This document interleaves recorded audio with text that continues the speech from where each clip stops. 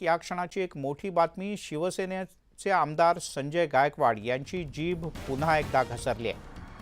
अंबादास दानवे यांच्यावर टीका करताना संजय गायकवाड यांनी पुन्हा एकदा पातळी सोडली आहे. त्याचबरोबर अरविंद सावंत यांचीही त्यांनी थेट अवकात काढली आहे. अंबादास दानवे म्हणजे गल्लीतला कुत्रा, मागच्या दारानं निवडून येतो असं म्हणत त्यांनी थेट हल्ला चढवला आहे. आज आक्रोश मोर्चाला 400 रुपये देऊन सुद्धा लोक जमा केले होते असं म्हणत त्यांनी अंबादास दानवे यांच्यावर टीका केली. अरविंद सावंत यांची माझ्यावर बोलण्याची अवकात नाही अशा शब्दातही गायकवाड यांनी ठाकरे गटाच्या नेत्यांवर खरपूस शब्दात टीका केली आहे.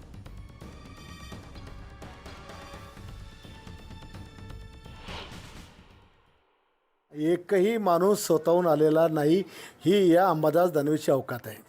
आणि अंबादास दानवे म्हणजे एखाद्या गल्लीतला कुत्रा का टपरूट बोलणारा व एक वाक्य म्हणजे तो विरोधी पक्षनेता आहे. त्याची लायकी काय आहे, त्याची अवकात काय आहे?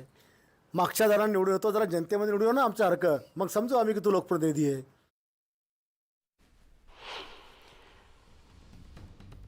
आपल्यासोबत स्वतः अंबादास दानवे विधान परिषदेतले विरोधी पक्षनेते जोडले गेलेत. अंबादासजी, तुमच्याबद्दल ज्या भाषेचा वापर झालाय, तुमचं काय उत्तर आहे याला? त्याला उत्तर देण्याची गरज नाही आहे. असे लोक जे असतात यांना कोणत्याही प्रकारचं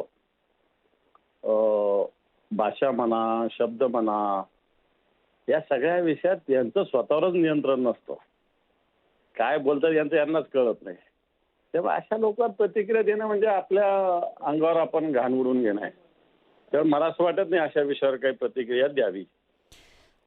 यापूर्वी जेव्हा अशा प्रकारची वाक्य संजय गायकवाड यांनी उपस्थित केली होती, बोलली होती, त्यावेळेला त्यांच्यावर कारवाईची मागणी करण्यात आली होती उद्धव ठाकरे गटाकडनं.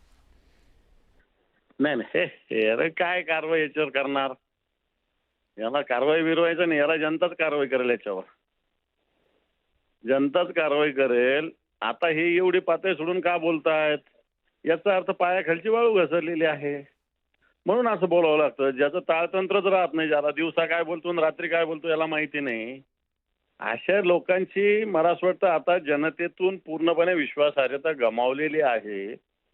आणि म्हणून ही सत्यता आम्ही शिवसेनेनं मोर्चा काढून जनतेसमोर मांडलेली आहे.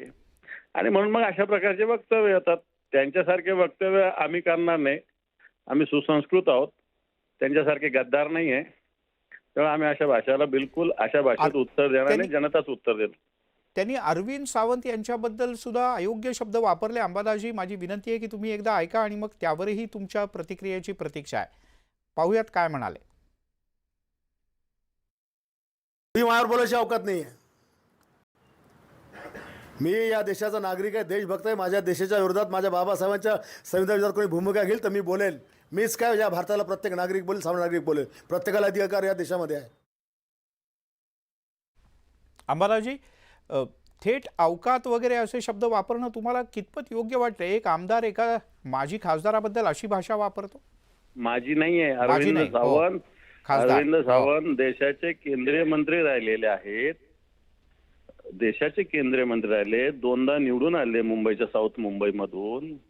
एक शिवसेनेचे एक सिनियर नेतृत्व आहे. आणि यांना मी तर म्हणेल, मी दुसऱ्या पक्षाचा सिनियर नेता असेल मी त्याचा आदर करेल. माझ्या पक्षाच्या विरोधातला असला तरी मी त्याचा आदर करेल.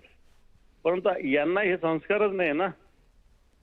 राजकीय विरोध आपला असू शकतो, परंतु ही भाषा अवकातन वगैरे, मग आता यांची अवकात काय? यांची काय अवकात आहे? कुठं देवेंद्र फडणवीसांना तोंडात काय ते कोविडचे किडे टाकेल म्हणणं, कुठं राहुल गांधी जीप छाटेल म्हणणं, हे फालतू शब्द, याला काय अर्थ नाही. पण तुम्ही पोलिसात तक्रार दाखल करणार आहात? याचे काय पोलीस पण यांचे काय करणार आहे? आणि पोलिसात तक्रार याच्यासाठी कशाला करायची? याला तक्रार बिक्रार याची दाखल करू नये, याला जनतेनं धडा शिकवायचा, त्याच्यासाठी काम करू आम्ही, बाकी काही नाही. अंबादासजी, धन्यवाद. तुम्ही न्यूज 18 लोकमतशी बोललात त्याबद्दल.